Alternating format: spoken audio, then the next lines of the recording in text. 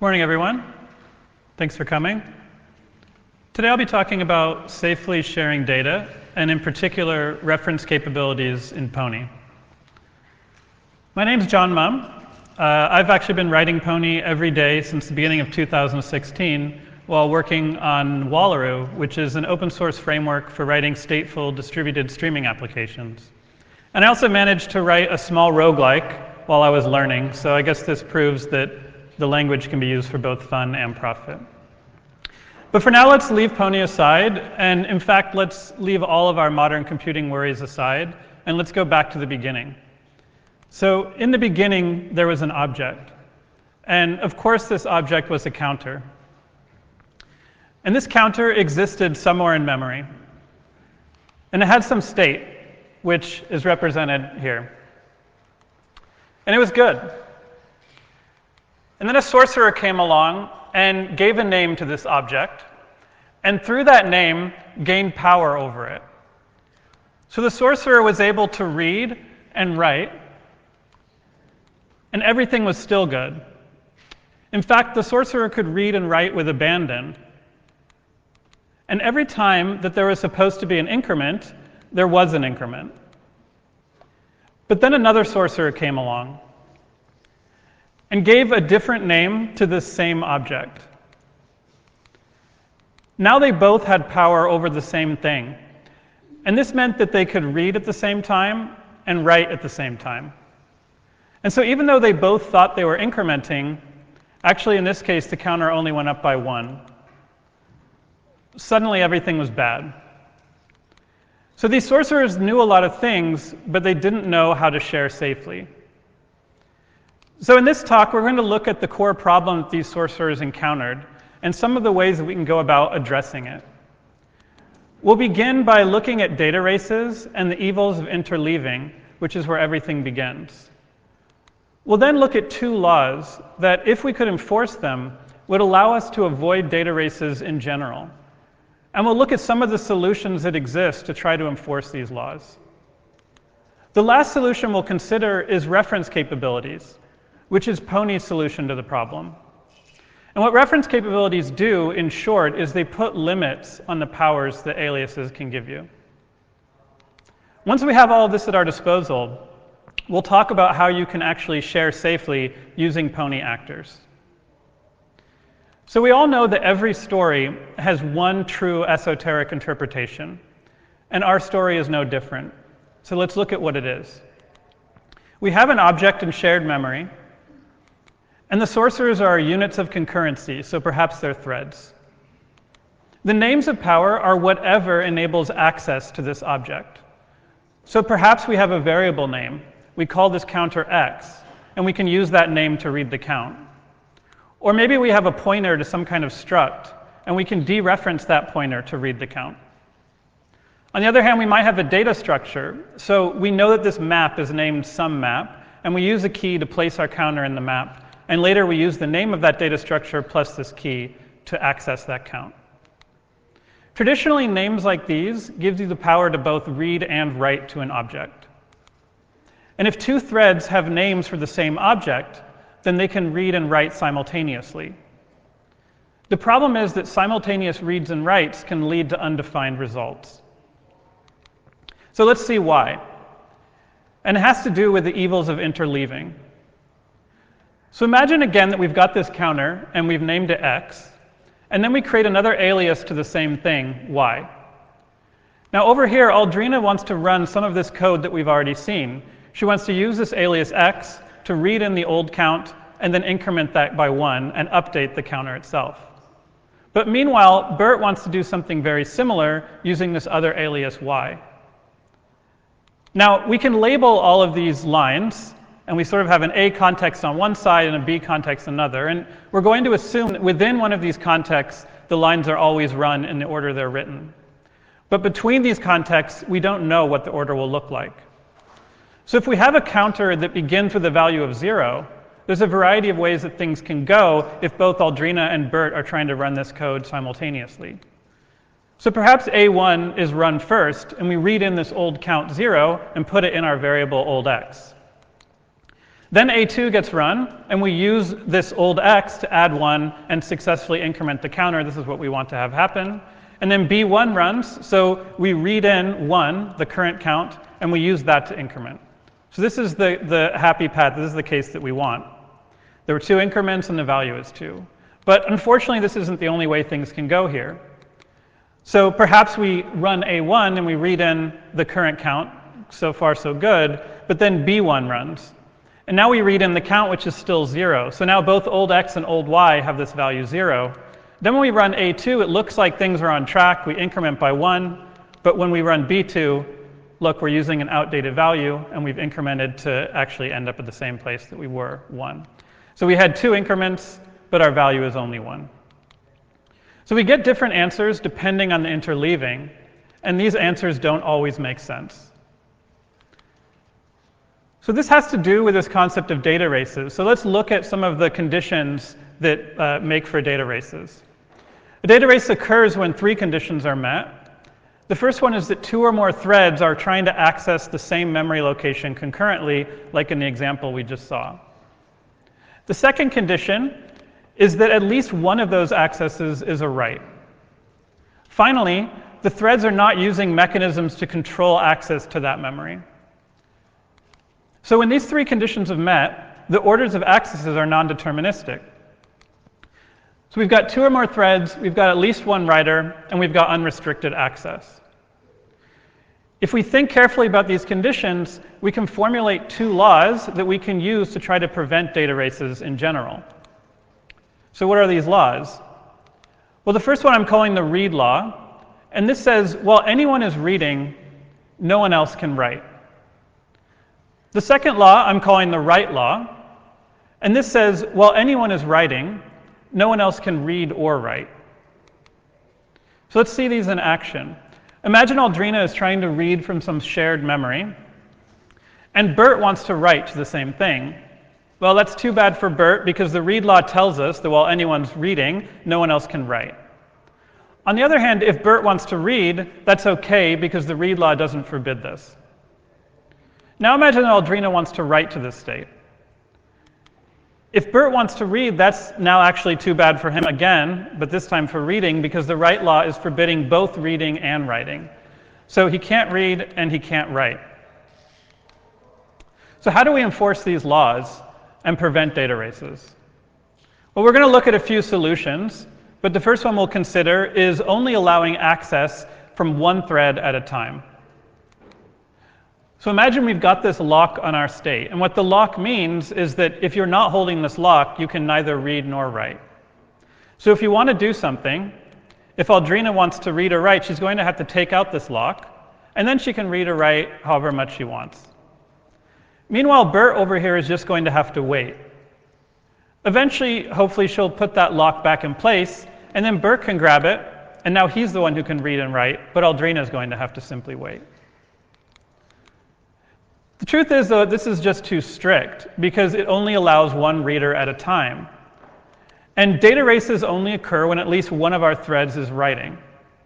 So probably a better solution is to allow one of 2 conditions. Either we have many readers, or we have one writer. So we can try to enforce this using 2 locks, a read lock and a write lock. And if we follow a couple of rules, then we should be able to do this. So first, if the write lock is free, so if no one's holding it, then you're free to take out a read lock. Second, more than one read lock can be taken out simultaneously. So I'm representing this as this counter here. And as people take out the read locks, we add to this counter. Finally, if no read locks are held, so if that counter says 0, then and only then can you take out a write lock. So okay, imagine Aldrina wants to write, so she takes out this write lock, which she can do because the read lock is set at 0.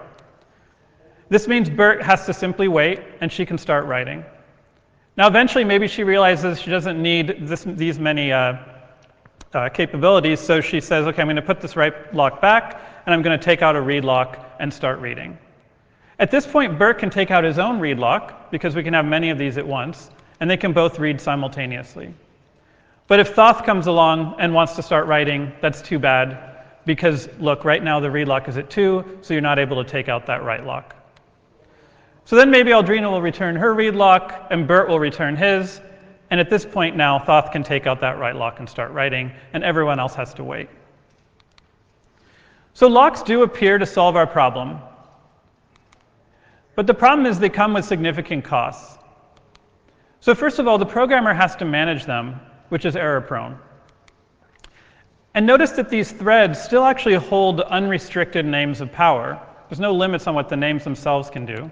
So this means that data races are still possible when mistakes are made. And if locks aren't handled correctly, we can find ourselves with deadlocks or with starvation. So things get very complex very fast. But isn't the real problem those writers? Because if you don't have writers, you can't have data races. So maybe we should pour myrrh on their heads and crown them with wreaths and send them to another city. In other words, maybe we should eliminate writers altogether. So what would it mean to eliminate writers? Well, we can imagine that all of our state is immutable. This means that no one can ever write to it. On the other hand, everyone is always free to read from it. Now, in the case of our counter, we're going to have to rethink things. So maybe we'd have to use convergent data structures and message passing or something. Let's leave that aside, assume we've solved that kind of problem. If we have, then having no writers means that we have no data races. It also means that we don't have to deal with locks, because really locks are trying to prevent these data race scenarios. So we just don't need them in this case. And one way we could try to accomplish this goal, this no writers goal, is to restrict the powers that any alias in existence can give you. So before, remember that an alias gave you the power to read and write. And we might write it this way. So we have this alias x, and it gives you the read power, and it gives you the write power. And our proposal is that it should only give you the power to read, which we might write this way. So this means if you ever hold some alias x or whatever other alias, you can only read with it, you can never write. And this should be enough to enforce our two laws, because it enforces the no writers condition. But of course, sometimes writing is more efficient. So you do have to pay a cost, for example, for using persistent data structures. So wouldn't it be nice if we could have everything at once? In other words, wouldn't it be nice if we could always grant exactly the powers needed and no more? And this brings us to our fourth solution, reference capabilities. And this is Pony's solution. So what are reference capabilities? Well, they do two things. On the one hand, they determine what kinds of power an alias gives you. So we attach one of these ref caps to an alias. So for example, this alias x gives us the power to read and write. So we'll call this mutable. And this alias gives you only the power to read, so we'll call this immutable. Finally, we could have an alias that gives you no powers at all, and we'll call that opaque. So we've got three types of ref caps: mutable, immutable, and opaque. And what all of these concern is the kinds of powers that you have when you have access to that ref cap, or that alias. But that's not the only thing ref caps do. They also restrict the kinds of power that other aliases in existence have. In other words, if I have an alias with a particular ref cap, I know that it restricts the kinds of powers that other aliases in existence can have, even if I don't know what those are. So in other words, ref caps deny other aliases power.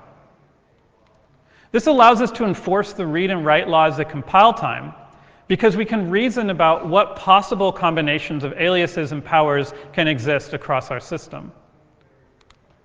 So for example, we can enforce single writer because we can know at compile time that if anyone has one of these ref caps that give you the power to write, no one else can actually have any powers at all. So in this scenario, we've got Aldrina with the read-write power, and everyone else has just these opaque aliases.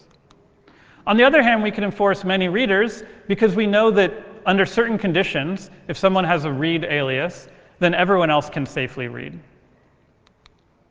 So in this case, data races become impossible, and we don't need to use locks. And there's no runtime cost for this, which is nice. Now, with these ref caps in hand, there are three ways that we can now safely share. First, we can allow simultaneous access to a mutable state. So this is our many readers condition. And we do this through a ref cap called val. So val stands for value. And think of it as we have a value, and once that value has some value, it will never change. So it's immutable. So imagine Aldrina has one of these val aliases, and she wants to share with Bert. What can she do? Well, she can actually just tell him about it, because it's okay for him to create his own val alias y to the same thing, since we can have many readers. And she can also share this with anyone else. And this is just our many reader scenario. The second way that we can share is we can pass a reference to mutable state, enforcing the single writer condition. And we do this through a ref cap called ISO. So ISO stands for isolated. And the idea is that if you have one of these ISO ref caps, you know that you're the only one, and this is the only alias, that has read or write powers to this thing. So again, imagine that Aldrina has one of these. So now she has the power to read and write with one of these ISO ref caps. And now she wants to share with Bert. She can't simply tell him about it and allow him to create his own alias, because in that case we'll have two writers. Instead, what she has to do in order to share it is destroy her alias. So if she destroys her alias, essentially removing the powers that she used to have, she can now pass this along to Bert, who's free to alias it for himself. Notice that now he's the only one with any powers. And he can go around sharing it as well, but he too will have to destroy his alias to do it. So now notice that in this case, there's only still one writer or one reader. So we've enforced our single writer scenario. There's one final way that we can share safely using these ref caps, and that's to share the identity of something. And we do this through a ref cap called tag. So a tag tells us the identity of something, but it doesn't give us any more powers at all. So imagine again that Aldrina has an ISO, and she doesn't want to share any powers with Bert, but she wants to tell him about this thing. Well, she can actually always pass a tag along. So he can alias this as a Y tag, and he can tell other people about it. And in fact, we can have as many of these tags in existence as we want. So think of it this way. Because the tag gives you no powers, it doesn't matter whether they're out there when we're thinking about these conditions that allow for data races. So an alias that only gives access to identity in this way, we're calling opaque. And a natural question is, what does it mean to have one of these opaque aliases? Why do you want one? Well, one of the core reasons in Pony is that our units of concurrency are actors and not threads. And actors communicate by passing messages to each other. So an opaque alias to an actor allows you to pass messages to it. In fact, you can't pass messages to an actor unless you have one of these opaque aliases. So let's look in a little more detail about how these Pony actors work. As I mentioned, actors replace threads as our units of concurrency. And so actually, Pony programmers never think about threads. You only think in terms of actors. And each of these actors encapsulates its own private realm. So in her realm, Aldrina is Queen Aldrina. And within an actor's realm, everything is single-threaded.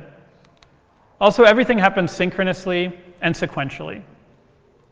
And what this means is that if an alias only exists local to an actor, so we know it's only local, then we also know that it will never be accessed in parallel. And this means it's not being shared. If an alias won't be shared, then we can actually treat it the old-fashioned way. And Pony has a ref cap for this, called ref. So ref stands for reference, and you can kind of think of it like a Python reference. We can read to it, we can write to it. We can represent it this way. We can use it to read and write, and we can also create as many ref aliases to it as we want locally. So there are actually no local restrictions on it. So imagine we create a counter, and we use this ref keyword to mark that this is a ref. And we get this alias x. And now we want to create another alias to the same thing. Well, we can do that. We can create y, and we can create z, and we can keep doing this. And with these ref caps, Aldrina can now read and write with abandon. She doesn't have to worry about sharing because of these purely local refs. So she can run this code we saw earlier using x, and she can run that other code we saw earlier using y, and we don't have to worry about the problems that we encountered. And this is because there's no interleaving to worry about in this scenario. However, what we have to keep in mind is that once something is purely local in this way, it's always going to be local. So no other actor will ever be able to get access to that object. Of course, other actors have their own realms. So Bert in his realm is King Bert. And they can have their own local ref aliases. And they're also the only one that will ever have access to their own local refs. So our question is, how do we cross the boundary between these local realms? And in Pony, we do this through message passing. So actors interact through asynchronously passing messages to each other. And in Pony, this is done by calling a special method called a behavior. So imagine we wanted to implement one of these sorcerers as a Pony actor. We'll use the be keyword to define some behaviors. So on the one hand, we've defined greet, which takes a tag to a sorcerer and then calls receive wave on that sorcerer. And then we've got receive wave as our other behavior that does something so awesome that I've omitted the details here. Now, how are we going to actually use these behaviors to communicate between actors? Well, imagine that Aldrina has a tag to Bert, because you need one of these, and she wants to call a behavior on Bert. Well, she can just do it using this tag. And she can pass in this, which is an alias you always have to yourself as an actor. In this case, it's a sorcerer tag.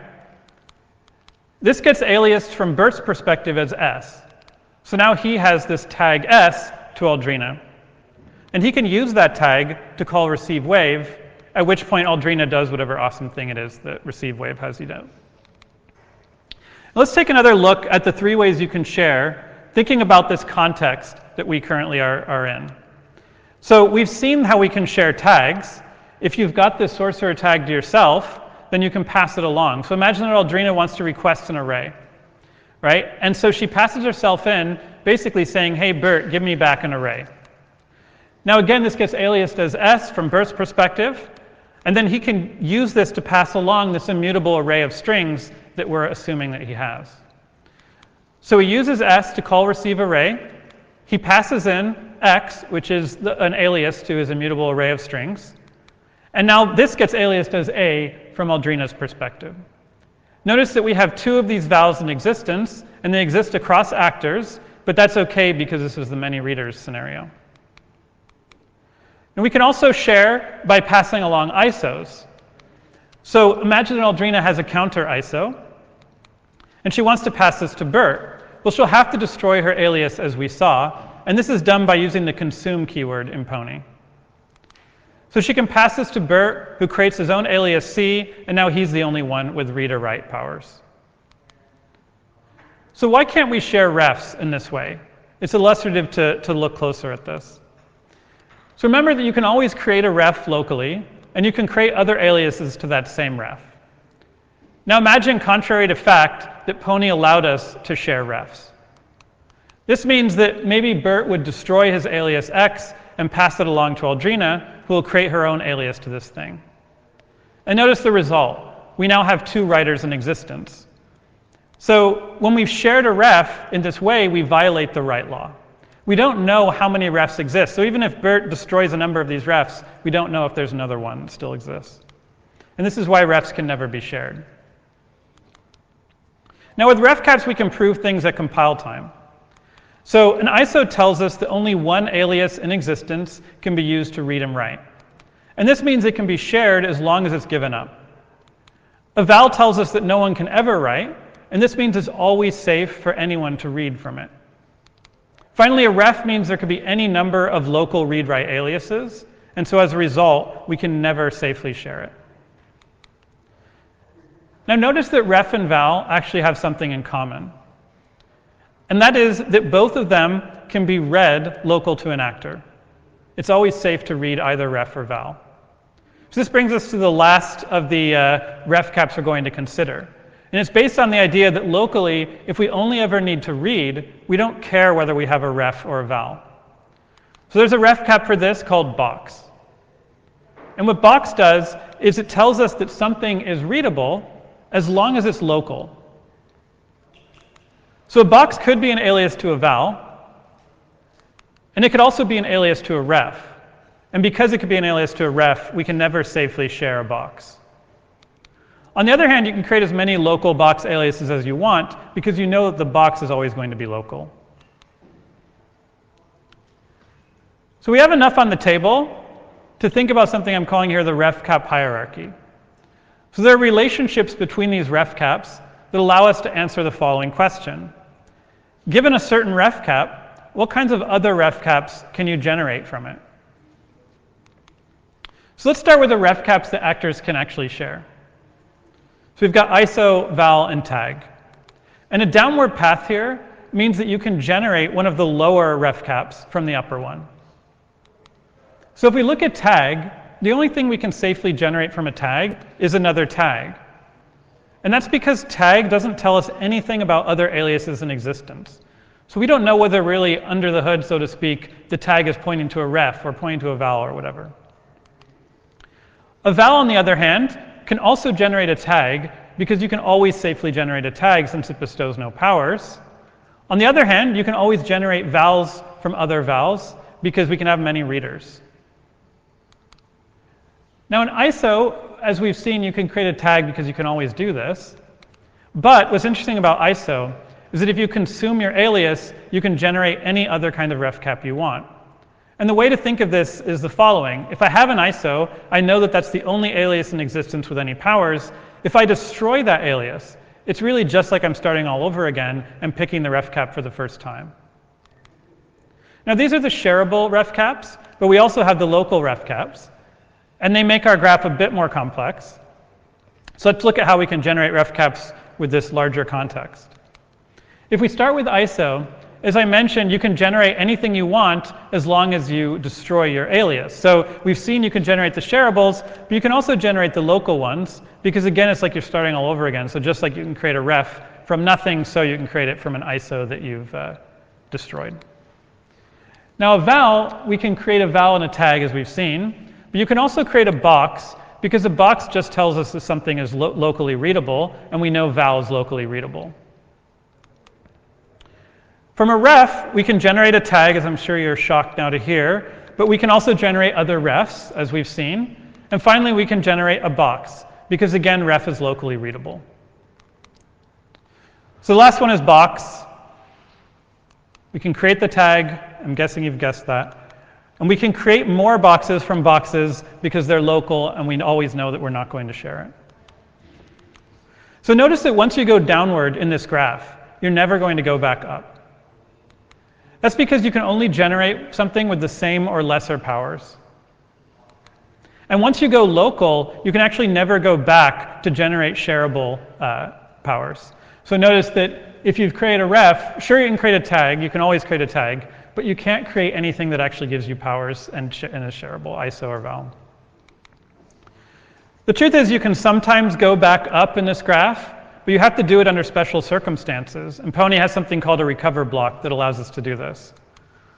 So imagine that we want to create a counter ISO, but we want to do it in a very roundabout way. So we're going to use a recover block. And this is a protected place where nothing unshareable can come in from outside. So we can use shareable things, but nothing unshareable can come in. So if we had defined a ref earlier in this code, we can't refer to it within this recover block. Now, inside this recover block, we can create as many local ref caps as we want. So we can create this alias y to a counter, and we can create another alias z to the same thing. But whatever comes out at the end of this recover block is going to be shareable. So how does this work? How are we able to use unshareable things to generate a shareable one? The principle is very similar to what we saw with an ISO. Once you exit a recover block, everything you've created inside of it gets destroyed. So remember, we couldn't have referred to an unshareable thing that had already existed, because that's forbidden in a recover block. And within it, whatever we've created, we actually know what's inside that recover block. So one of our problems with sharing refs is we don't know at compile time how many might exist. But in this case, we know that any ref created within the recover block will be destroyed by the time we get this return value. And so we're able to use this very similarly to how we share ISOs when we give them up. All right, so through the magic of ref caps, our sorcerers lost the power to share unsafely. It was no longer an option for them. And since they could only share safely, that's actually all that they ever did. And nothing ever went wrong ever again. So let's see this in practice. It's probably too small to read this, but we've got this program, Happily Ever After. and we're going to compile it using ponyc. So let's run ponyc and see what happens. Okay, we've got some output here. It's telling us this is easy ref is not a subtype of this is easy ISO. Let's see, everything is fine val is not a subtype of everything is fine ref. Can't read a field through no problems here tag. Well, we've got some compiler errors, but unfortunately that's the story for another time. Thanks.